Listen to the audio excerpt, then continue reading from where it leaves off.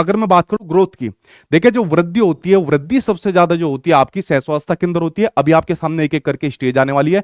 सबसे ज्यादा ये हो जाएगी आपकी सहस्वावस्था के अंदर, ठीक है, जिसको कहा जाता है आपका वेरी रैपिड, ठीक है, सबसे ज्यादा इसके अंदर होती है।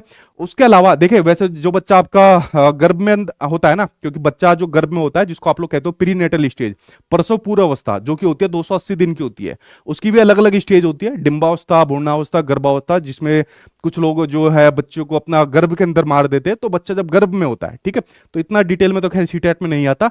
तो यहाँ पे क्या होता है, सहस्वावस्था के अंदर जो आपकी ग्रोथ होती है सबसे तेजी से बढ़ती है।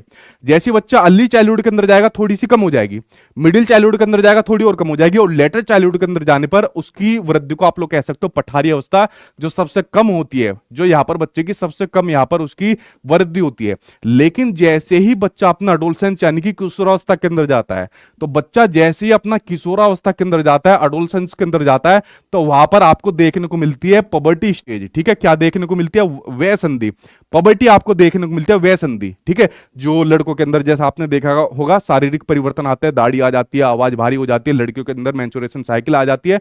अब यहां से एक चीज कंसेप्ट निकलता है और इससे जुड़े हुए दो कंसेप्ट है, ध्यान से समझना। यहां पर आता है आपका ग्रोथ स्पट। ग्रोथ स्पट का मतलब होता है जब हमारे शरीर के अंदर अचानक से बदलाव आता है, हमारी जो हाइट हो गई, हमारा जो वेट हो गया, हमारे हाइट और वेट के अंदर अचानक से बदलाव आता है। अब यहां पर जो लड़कियां होती है, ग्रोथ स्पट आप लोग इसको मान सकते हो, जो लगभग अगर मैं एनआईएस की किताबों का हवाला दूं तो 11 से लेकर 13 साल तक की है।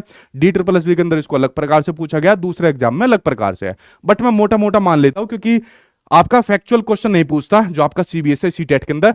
जब बच्चे यहां पर 11 साल के आसपास में हो जाते हैं तो क्या होता है, लड़कों जो लड़के होते हैं 11 साल तक वो लड़कियों से आगे होते हैं अपने फिजिकल स्ट्रक्चर के अंदर, लेकिन जैसे ही यहां पर आपकी पबर्टी एज यानी कि आपकी ये वय संधि आ जाती है, तो लड़कियों के अंदर लड़कों से ज्यादा ग्रोथ होती है। आपने देखा होगा लड़की एकदम ज्यादा बड़ी हो जाती है लड़कों से, तो वो आपकी इसकी वजह से होती है।